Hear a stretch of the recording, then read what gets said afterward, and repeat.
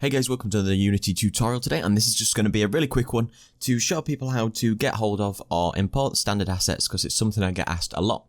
Now, most of the time when you install Unity or a new version of Unity, you will be asked to install the standard assets as default. Most of the time when you have it, you'll start yourself a new project just like this. In the project panel, you can right click and you can choose import package, and you can quite often choose characters or something like that, or any of the standard assets packages you've got. Or you can go by importing a custom package. Now, sometimes if you can't import these or you need them from the store, you can go to the Unity Asset Store, which is usually a tab at the top, or you can go Window and Asset Store. If you cycle to the Asset Store and you can type in standard assets at the top of the store, and the first thing you will get at the top is the two most common standard assets, the one for Unity 4, which is not as apparent anymore, and you will find the standard assets for Unity 5 and above.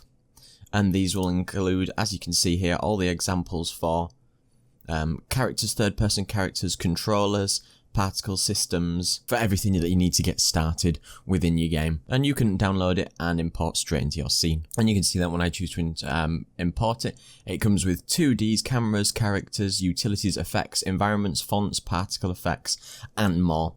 So it's a great way to get you started. So thanks very much for watching. Don't forget to like, comment, and subscribe. Cheers.